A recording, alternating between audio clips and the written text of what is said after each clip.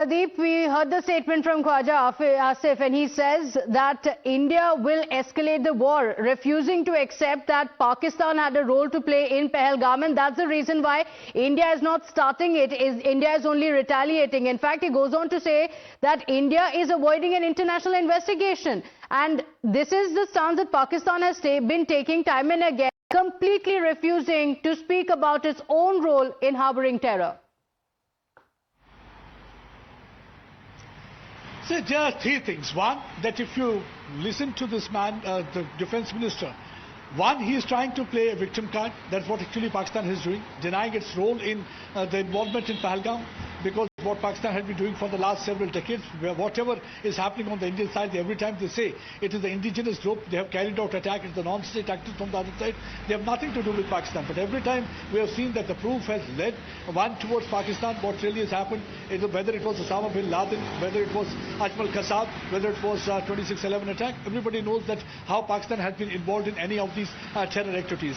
But one thing is clear, that without firing a shot, India has been able to scare Pakistan, and they have already pressed panic button, and they know that because India is not going to spare Pakistan this time, because the Indian government has made it clear that blood of Indian is not cheap.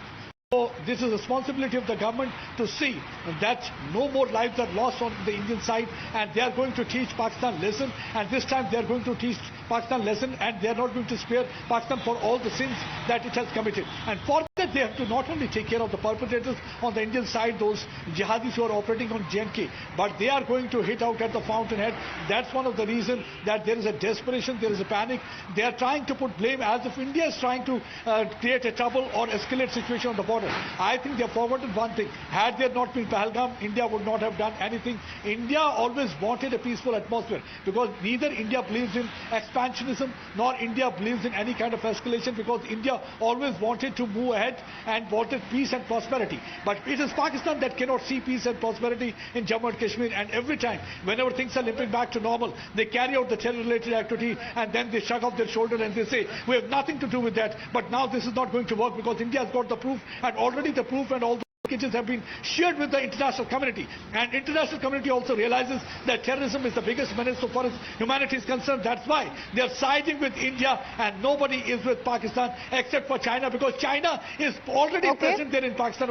I don't see any difference between China and Pakistan, because China has got a country called Pakistan, so they have almost occupied it, so they have to speak for Pakistan. But otherwise, even other than conciliatory words, they too are not providing any kind of help. So the provocation continues, and what explains these words that come in from Pakistan? Pradeep, just a moment. Colonel Arasan Singh is also on the broadcast with us. Colonel, look at the statement from the Pakistani Defence Minister Khawaja Asif, saying if India begins a war and if it's imposed on us, then we will retaliate, and it will be more powerful than India's actions. What is with these empty threats?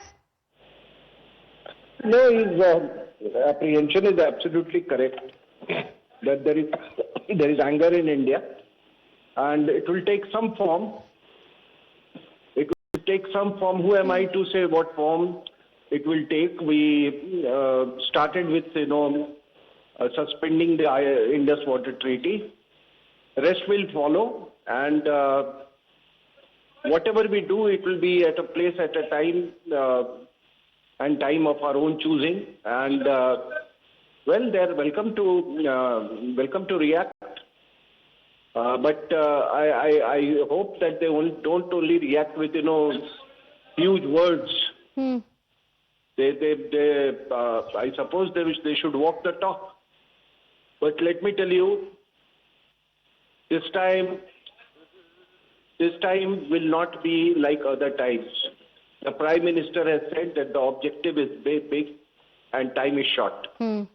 So there couldn't be a better indication of what is to come. It is for them to guess. We are all guessing what is going to happen. They should also keep guessing.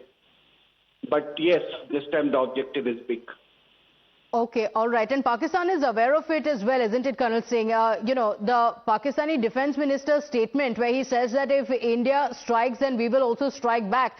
Are these words that are being used by the ministers to assuage the fears within Pakistan? Because there have been reports that the army chief is missing, that families of the army personnel have been moved out of Pakistan to London. So there is some panic and fear within Pakistan, which is why we are also seeing such rhetoric from Pakistan, threats being issued time and again, while it is Pakistan that has come on record to say that we ensured that the terror organization TRF was not even mentioned by UN.